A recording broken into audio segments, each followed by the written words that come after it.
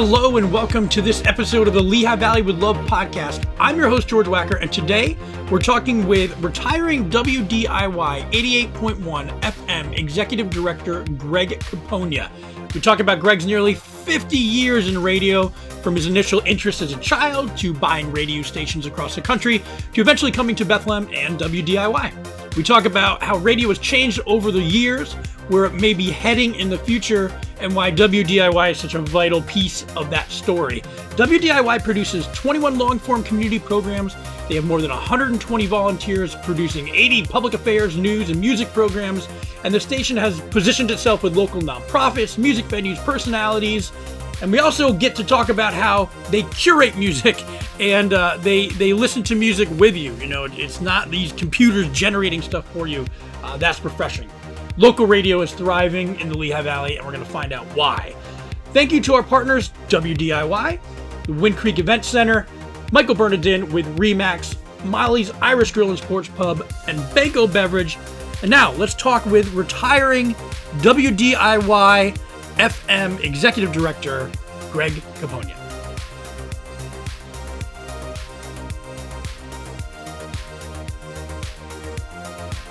Hello and welcome to this episode of the Lehigh Valley with Love podcast, recorded on location at the studios of wDIY in South Bethlehem. And we're here today with Executive Director of wDIY, Greg Capogna. Sort of bittersweet, but we're celebrating your retirement from wDIY. Well, retirement from working, yeah, I would say yes. Yeah. But we're also celebrating wDIY Absolutely. in general. Before we get to all that great stuff and what makes wDIY so fascinating and such a great part of the community, an important part of the community, we want to get to know you, as you hit your way out here. But, you did say retiring, yes. And you did say a long time. What is it, like 38 years? Actually, I started doing this when I was 13 in high school radio, so that puts it over 50 years. 50 years. Well, bring me back then, like 13, where were you and where did you grow up? Where in the world? I grew up in Royal Oak, Michigan. We were fortunate that we had a high school radio station. Okay. WOAK, the 10-watt big shot. And, it was part of the radio speech program, but we had to get a third-class endorsed license. Mm-hmm. We had to go down to Detroit to get that, and we had to study for it. It was one of the things you had to have to be able to touch the controls. So it was a big deal when you got that third-class endorsed license. And then we started doing recording radio speech programs, and then they would let us run wild once in a while with letting us play our own music. And what about it for you?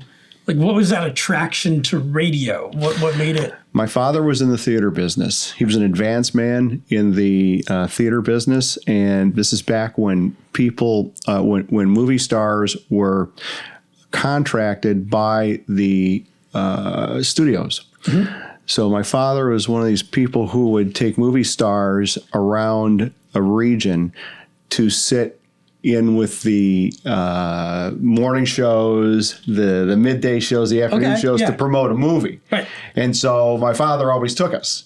We were always traveling with him, my brother and I, and my sister opted to study, and she's smarter than us. Right. So, but my brother and I had a lot of exposure to radio and TV, and he would always tell us when we were little kids, shake hands and look at them in the eye. You're going to be asking them for a job someday. So that's how we got into this. But my brother, for example, would he would broadcast football and baseball games to himself on a recorder. Okay. And he's 6 years older than I am, and in the meantime, I would be trying to win stuff on the local radio stations. So, a big fan of radio, big fan of music. That's how we got into it. Like I said, my sister, the smarter one, opted to not go into radio. This is just a fascinating. I never knew of that position. I mean, I guess like a wrangler, an agent, or something to that effect. Do you remember any movie stars in particular, or anybody? A lot. Is there do you have a story or? Oh wow! One day my brother woke me up. I may have been 7 or 8 years old, and my brother poked me. He's 6 years older. We were in bunk beds, and he said, "Hey, McHale's Navy's on the front yard." And sure enough, my father had toured with them, and they were. Wow. The bus was parked outside our house, and they were all into the cups. Right. And having a great time and laying and partying in our front yard. So, I mean, that's one of the more memorable. I saw Maurice Chevalier act in a movie. I mean, I just a lot of stuff. And it must take that little bit of the Pat Boone, Fess Parker. I mean, oh God. Well, I mean, it's fascinating to be exposed to that. Yeah, it was incredible because it takes away that wall of they don't you got to see some of those people who, for many kids. Yeah, that's something that they wouldn't have any experience with. It was a cool thing. What do you do then? Through your high school career, and then how does that parlay into post high school? And well, my father thought I would be really good at this because he said I wasn't that smart. And he said, if you're going to be on radio or TV, I work with these folks, you'll be great at it because you're not as smart as your brother and your sister. So, thanks, Dad. Yeah, well, he knew me, and he was right. And so I was always on the air. I remember in high school, then I went to college and was the news director of a radio station, a college radio station. Also did some TV work there. And then when I graduated, I was I worked for the NBC affiliate in Lansing, Michigan when I graduated as a newscaster. Did that for a year and really wasn't that good at it. It's a different animal. Well, I was too young to understand that the delivery of the news was important. Don't get me wrong, but I was so worried about how I looked. And was I trying to do the right, or was I doing the right thing? Because I was pretty young. At the time, I think I was the youngest person at the station. And that took my eye off of the content that I was supposed to be delivering. Not that I didn't deliver it, but I may have not understood the implication of what I was saying. I was more worried about, was my jacket on straight and my tie right? It was more acting. But you learned from that. There are many people, I would imagine, who kind of get stuck in that rut. Sure. What I learned was that the salespeople in the hall across the way were making 5 times the money I was making, most of all. And so after 1 year on the air, reporting and being a photographer, enjoyed it, but wanted to go into sales. So I made that transition and then went to a radio station to sell. And was that all previous to wDIY? I mean, so this is what? I guess what's the most recent? What were you doing? You were wDIY for about 5 years or so. 5 years. Okay. Yeah. I had a job at ABC Radio in Detroit in the early 80s, and I had done as a sales rep.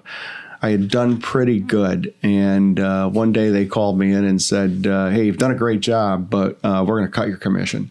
Okay. And that didn't make a lot of sense to me. Mm-hmm. And I came away from that thinking, wow, I better get into business for myself. Otherwise, people are always going to be cutting my commissions. Now, this is in 1981. So I started a consulting business. I had no rights to do that. But oddly enough, if you call yourself a consultant, at least back in 1982 at this time, people would hire you. Okay. And so I'd never been a sales manager, yet I was teaching people how to sell and coaching sales managers and general managers in commercial radio how to sell advertising. And fake it till you make it. I mean, you got to start somewhere. And I guess what I was telling them worked because it worked. Mm-hmm. And in that way, I met a person who was my partner for almost 30 years. One of my clients, he said, hey, we should go raise some money and buy some radio stations. So this was in 1986. Okay. 85, 86. And so we did. Interestingly enough, our first stations we purchased were from Century, the insurance and Century Insurance Company. Mm-hmm. And we sent them a check for $20,000, which we couldn't cover, and some one-sided terms to buy 4 radio stations, mm-hmm. 2 in Rockford, Illinois, 2 in Lansing, Michigan, figuring that we could get the conversation started if we sent them this $20,000 check to get their attention. We didn't think we were going to cash it. We told them because the terms of the deal were so one-sided. Well, we didn't realize how badly they wanted out of radio, so the banker called us and said, "Hey, this check cleared."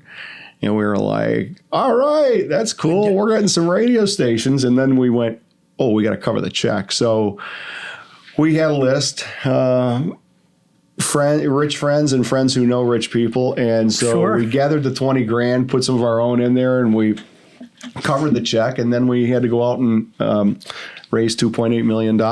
And we did.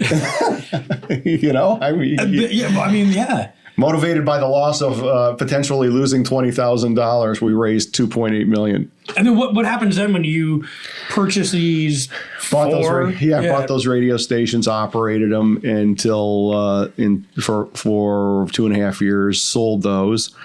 You sell when you can make some money, mm-hmm. and then I got one of the rich people who knew rich people introduced me to a guy who was my mentor, a guy named Jackson Smart. Mm-hmm. And Jackson was a brilliant guy, and another person named Gary Priestap, outstanding folks. They took me to business school. And together, they asked me, if you're going to buy a radio station, what would you want to buy? And I said, well, this station, WITL in Lansing, Michigan. Mm-hmm. The cost was $10 million at the time, and a lot of money for a radio station. And I, as a young person, was propelled into this arena that I never thought I could be in. On the backs of these 2 individuals, mm-hmm. and met some incredible people. We bought the station for $10 million, and then duopoly came along. We could buy another radio station in Lansing. We bought that, and then we ultimately ended up flipping it, and it was a pretty good deal. Okay. But the part of that was that the fun part of that was it was country radio, and country radio is just exploding. Okay. And so I met almost every country radio artist at the time, and went to all the shows. And in fact, we even started a band at the radio station, a house band, and ended up opening for all of these great bands. Opened for Johnny Cash, Vince Gill.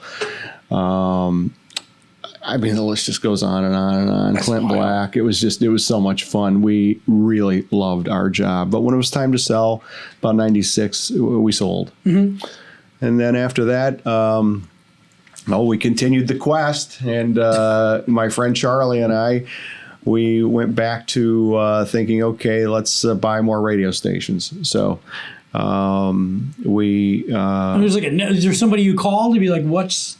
Because it's not like Zillow now where you pull up on an app and see what's available. You started calling venture capital companies because mm-hmm. we knew the next play was going to be a lot more money.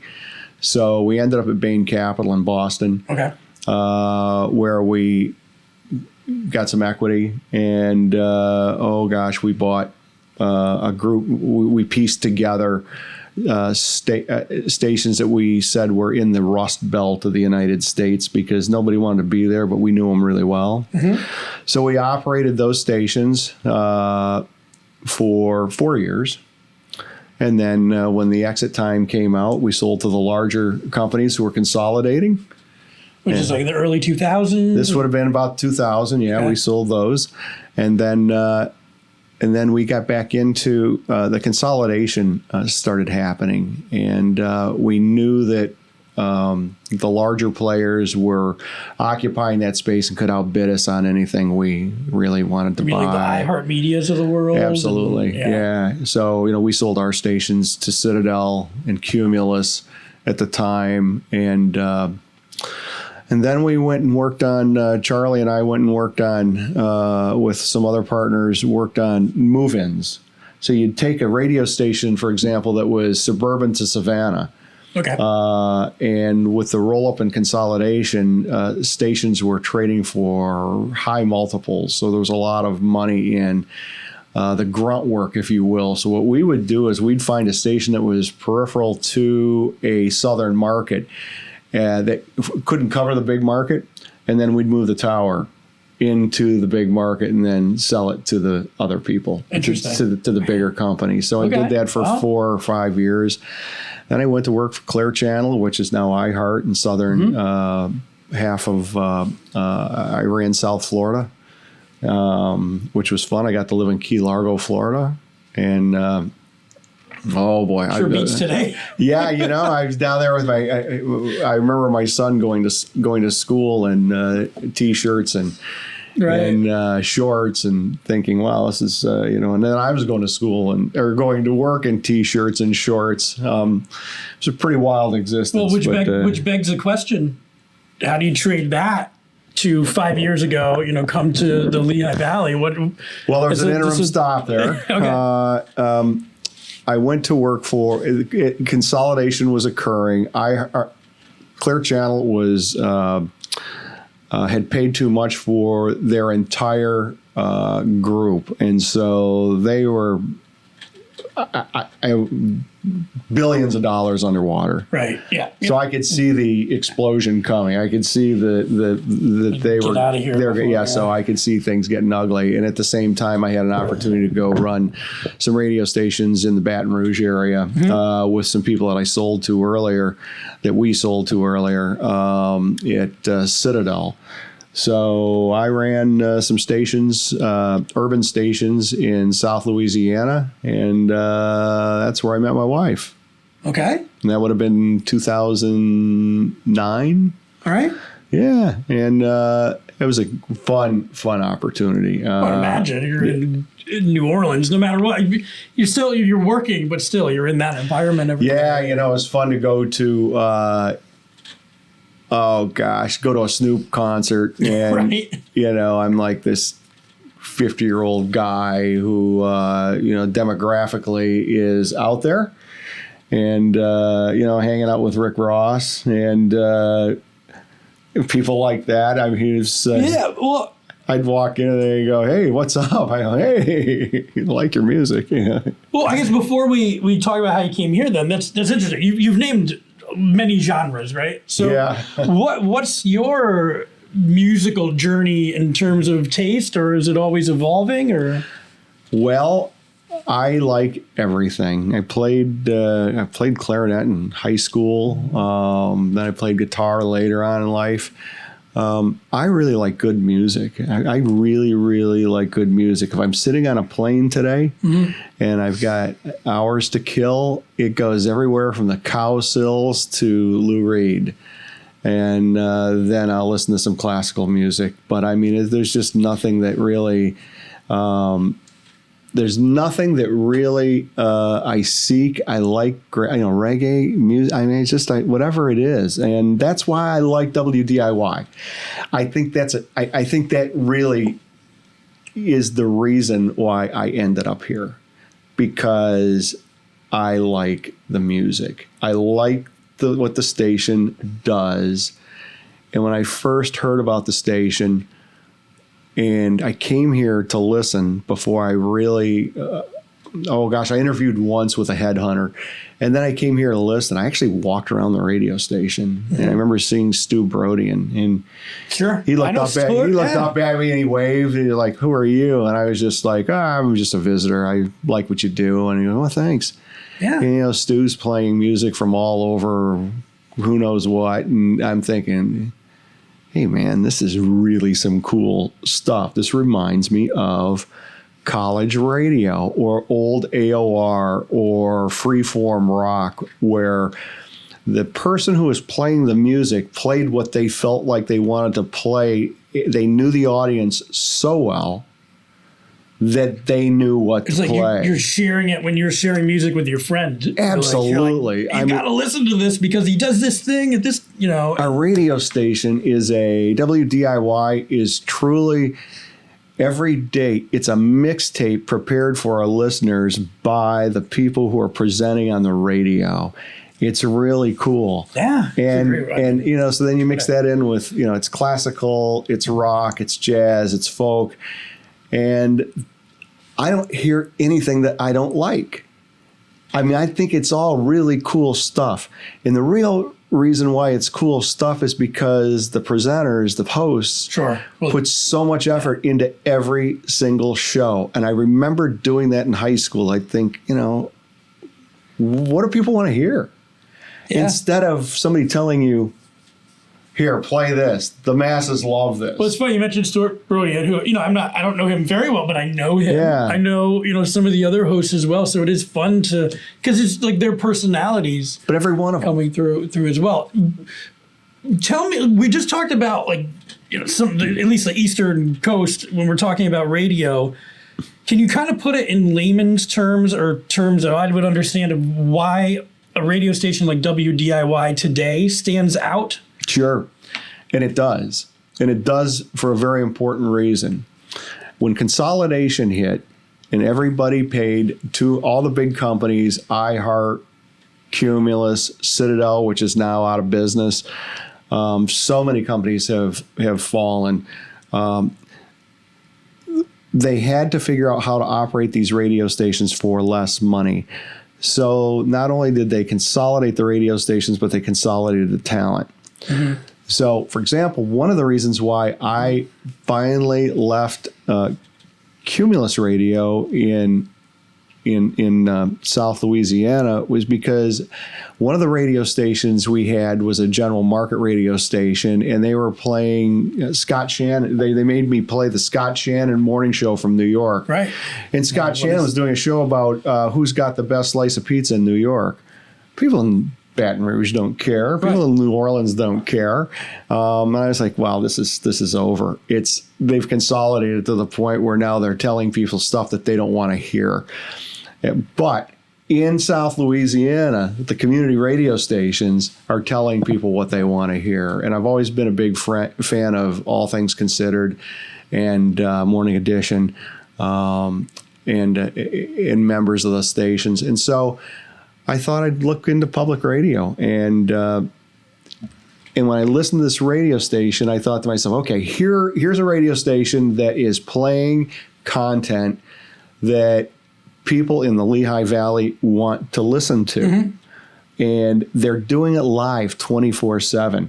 Nobody's live 24/7 anymore. No. This place has always got people behind the microphone. So that's important to the local community because, if something happens, you want to be able to have somebody in real time say, "Hey, there's a traffic snarl here, or there's a weather emergency, or God forbid, there's a train derailment, or something like that." We get on the air and we start saying, "Hey, look out!"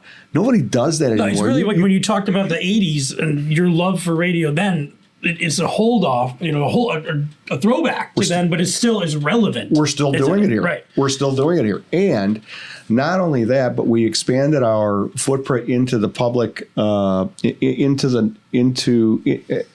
we expanded our footprint into bringing in local people who are important to this community to talk about the things that are important to the community. So we started a show with Becky Bradley, for example, mm-hmm. about planning. Well, people don't understand how much planning goes into a simple road. It's incredible.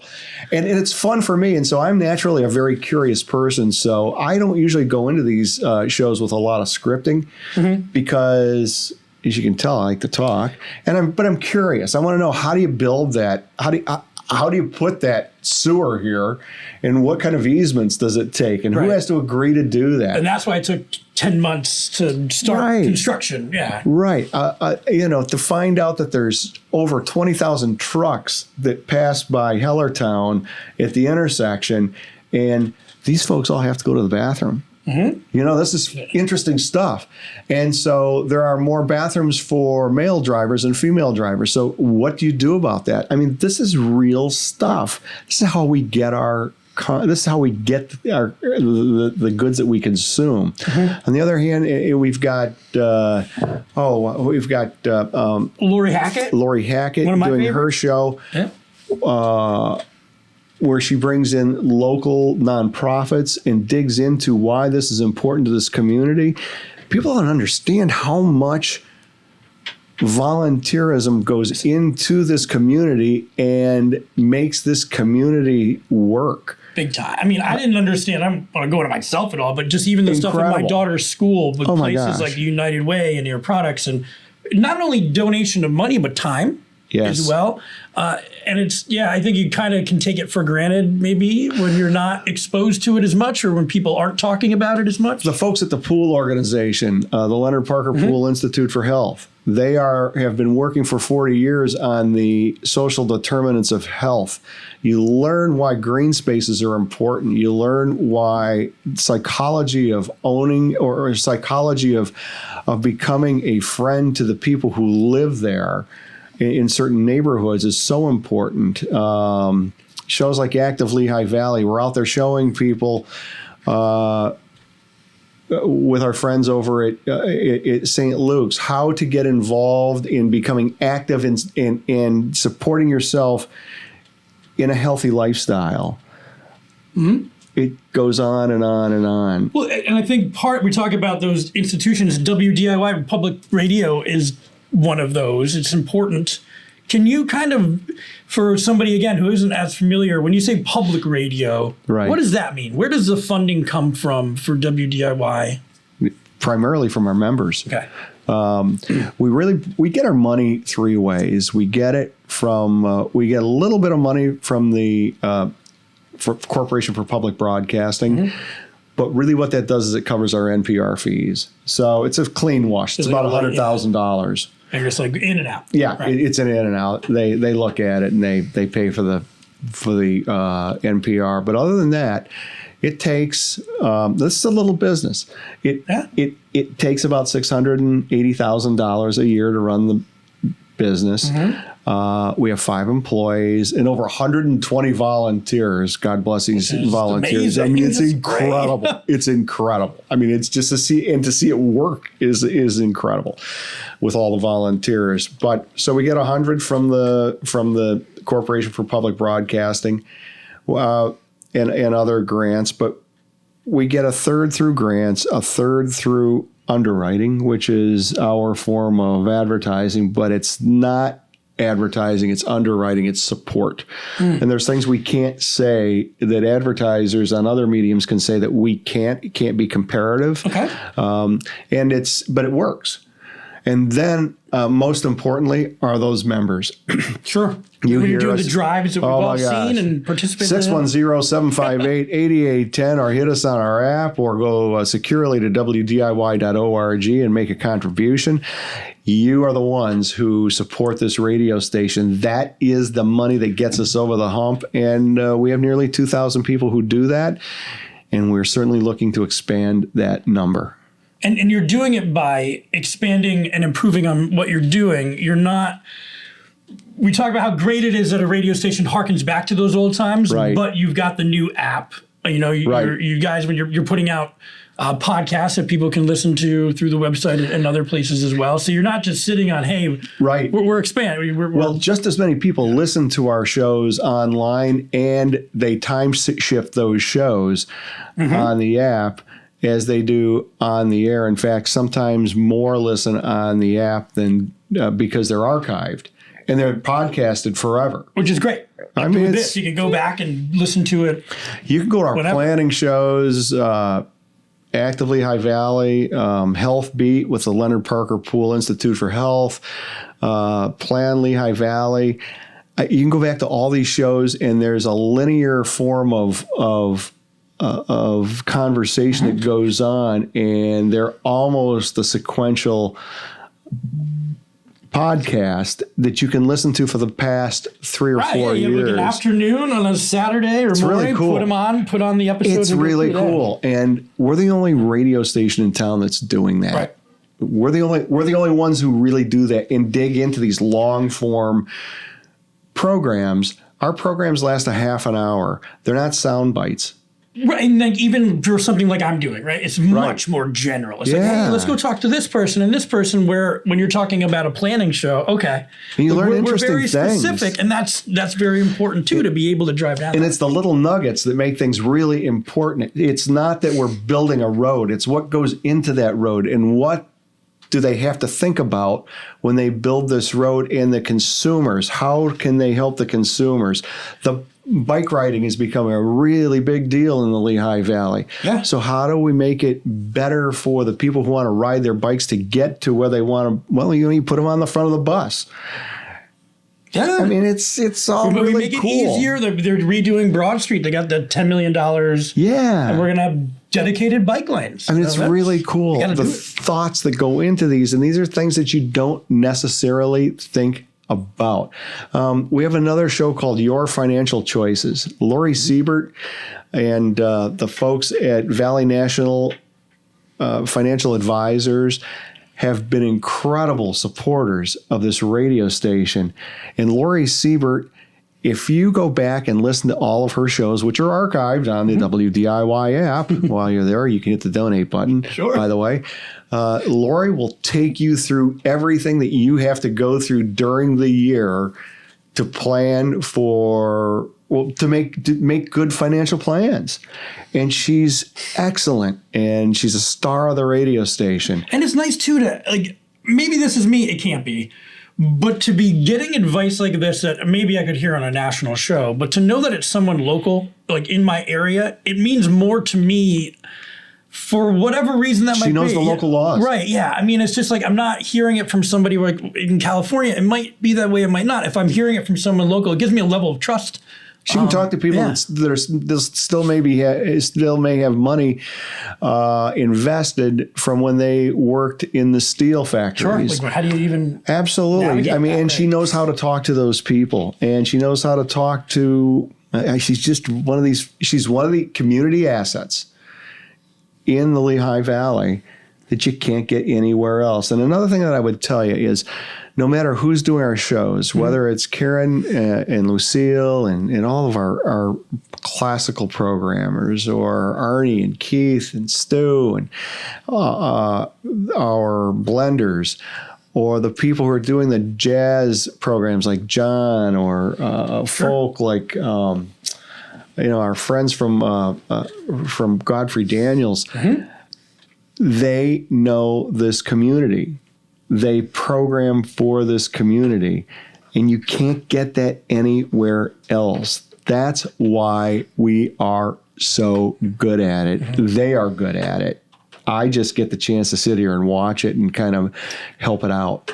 Yeah, and I don't, like, this is personal coming from me, but radio's changed so much. Like, even from when I was just listening as a kid, you'd call up and you'd talk to that DJ a lot of the times, or what have you. And it feels like it's different when you do have those, you hear about a radio station being bought up, you feel kind of sad about it. Yeah. I mean, it's a piece of your, it's like the newspapers.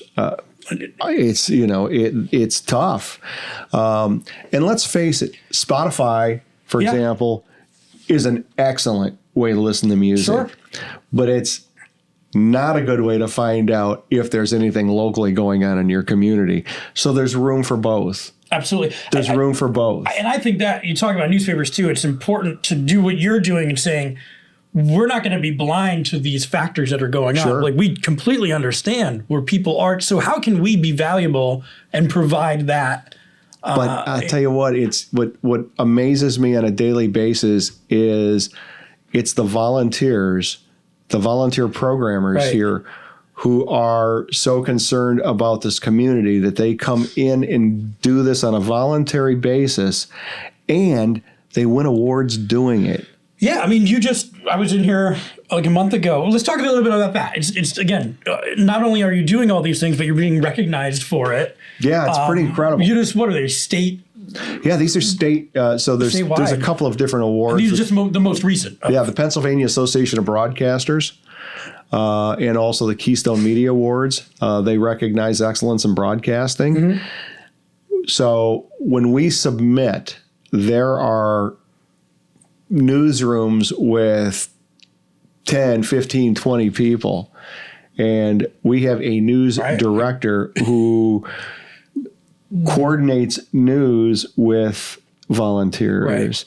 Right. And so anyone who's ever done that can appreciate. Right. So in the past 2 years, we've won 25 state awards for our programming, our digital footprint, our use of digital media. And you can't argue with that. Division 2 news station of the year. So that's all stations except for Pittsburgh and Philadelphia. Everything else. Last year we tied KYW in Philly for winning the most amount of awards at the Pennsylvania Association of Broadcasters. They have thousands of watts. Sure. We have 300 watts. And a digital imprint, Right. So to say that we're competing with some of these big radio stations in major markets. We should be proud of, you guys should be proud, but we should be proud that we have you in the community. Our audience should be proud of the volunteers. Sure. I mean, that's the truth. All the 5 employees here put all these volunteers together and make a schedule, allow them to do what they want to do, and their passion for this product is award-winning. And we're going to... And local.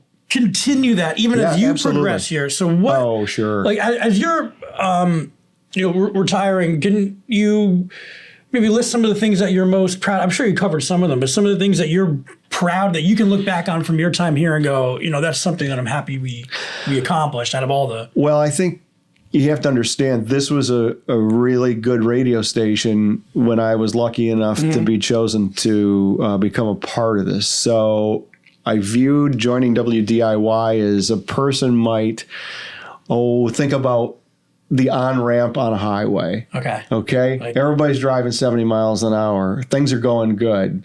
You're driving 70 miles an hour. So you have to figure out how to get into that entrance lane and then merge into traffic. So you merge into traffic and then you try to bring what you know from doing years of radio and then ask and listen to the programmers about what they know. And then you try to see, is there a way we can put these thoughts together and always turn out a better product for the listener. It's always for the listener. And so if you left it even just a little bit better than you found it, that's a success. Yeah. And I think that's what I've done. I think I hope that people can think that over the past 5 years that we've made some improvements, but that doesn't mean that there's not a way to go. Sure. So this is a very flexible, fast, frequent medium.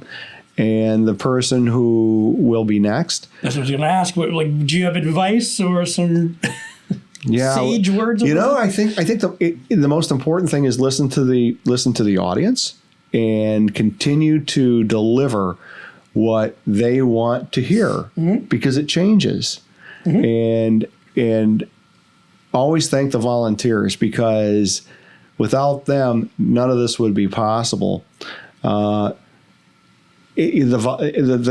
people who contribute money. I mean, this is hard-earned money.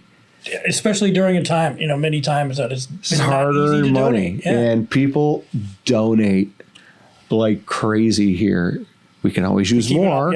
We can always use more. But I think it's important for our listeners to know that our goal is to break even. Really, it's not to make money. We don't make money. We're a nonprofit.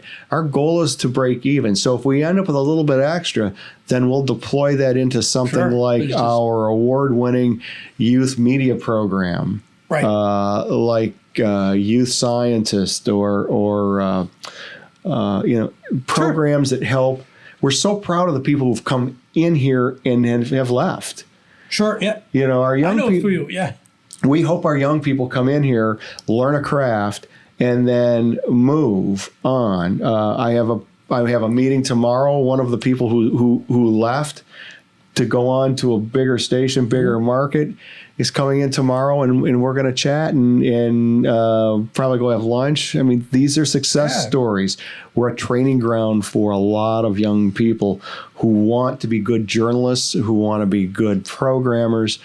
Public radio is still very much alive and well. Support this radio station, folks. This is really a cool place. Right. You know, please help support this. In little amounts, all add up. It's so important. Sure. Or, you know, obviously go to the website, too, to find out how you can volunteer as well, if that's something you're interested in. wDIY.org. You can go there, figure out how to become a part of the radio station, volunteer, be on the air if you want. Right. We'll train you to do news. We will help you learn whatever. It's a community asset. Mm-hmm. We're no longer a radio station. We're a nonprofit community asset that's here specifically for the people of the Lehigh Valley so that they can learn how to participate in making this a place that they want to continue to live in. It's a great place, and there's a lot of things this radio station can do to help it continue to improve. And before I leave it, I have to ask, as you're headed off to retirement, what are you looking forward to? You're not supposed to plan, I guess, but like what are you looking forward to doing? Well, I'll probably volunteer at a local radio station. Yes. I'm moving to the New Orleans area, the North Shore. My wife Kathy is there, and we will. I'm a part of that community now, but I intend to get really into the community. There's a little place called the Dewdrop.